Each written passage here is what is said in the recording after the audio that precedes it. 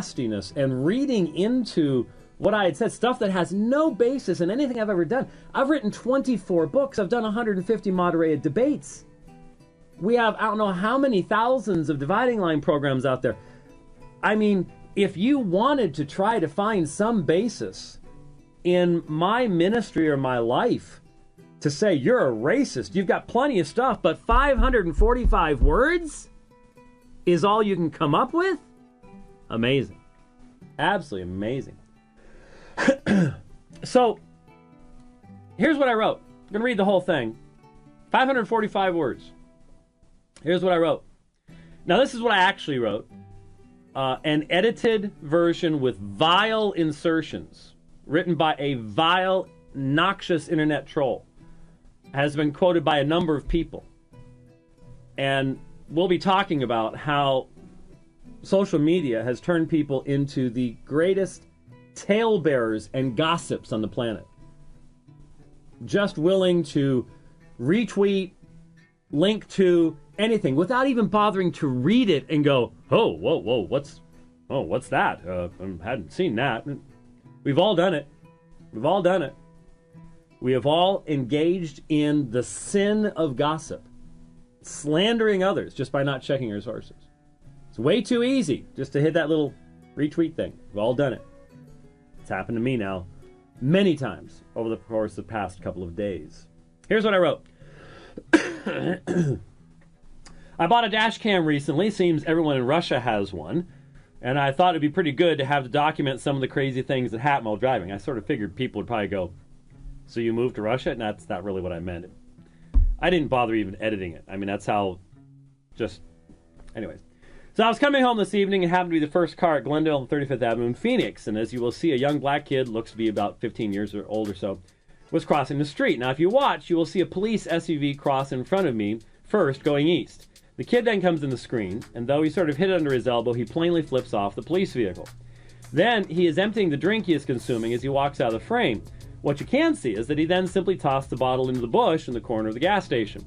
I happened to notice the two ladies in the car next to me had seen the same thing. We just looked at each other, put up our hands in exasperation, and shook our heads. As I drove away, I thought about that boy. There is a more than 70% chance he has never met his father. In all probabilities, he has no guidance, has no example. He is filled with arrogance and disrespect for authority. He lives in a land where he is told lies every day. The lie that he cannot, through hard work and discipline, get ahead, get a good education, and succeed at life. He is lied to and told the rest of the world owes him. And the result is predictable. In his generation, that 70% number will only rise. He may well father a number of children, most of which will be murdered in the womb, padding the pockets of Planned Parenthood. And those that survive will themselves be raised without a natural family, without the God-ordained structure that is so important for teaching respect and true manhood or womanhood. It never crossed my mind to flip off a police car as it passed me by when I was his age. Of course, it never crossed my mind to walk around with my butt hanging out of my pants either, as if the entire world needed to see what kind of underwear I was sporting that day. I know I would have been mighty guilty had I tossed my drink bottle into a bush, and I never would have dreamed of doing that in front of everyone, like this young man did. But I had a father and a mother, and I was taught to respect others and myself. And if I had not had those things, I still would not have acted as he, simply because times have changed and not for the better. There was simply more restraint in my day. It surely makes me wonder what the future holds. Oh, I know, this is nothing. There are videos online of kids like this shooting guns in the air and robbing people and doing carjackings. I know, but you need to understand those folks didn't get there without first finding it fun to strut, flip, toss, and live an attitude of disrespect. 545 words. I think it's actually, it looks like it was exactly 2 paragraphs. Now, let me comment on what has gotten everybody angry. I said there's more than 70% chance he has never met his father. That number was probably exaggerated. I know, Wall Street Journal said 70%, and it's a little higher than that now. But saying never met his father, some people say, oh, you don't know that. Just because he might be illegitimate, he might know who his father was.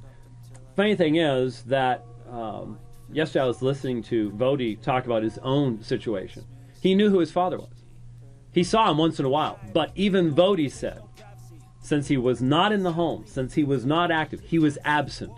He was not, if you're not a part of that life on a regular basis, it's amazing how many articles I found online where people were saying, oh, if even once a week, well, wow, if once a week, how about every day? Which is what I was talking about. In other words, I even mentioned, what's this? God-ordained structure that is so important for teaching respect and true manhood or womanhood.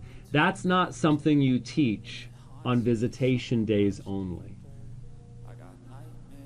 One of the greatest examples that any father can give his son of being a man is how you treat that young man's mother every day.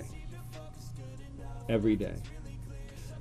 One of the best examples of womanhood to give to a daughter or to a son to know what kind of woman he should marry is the joy with which the mother engages in her motherly duties in the home every day.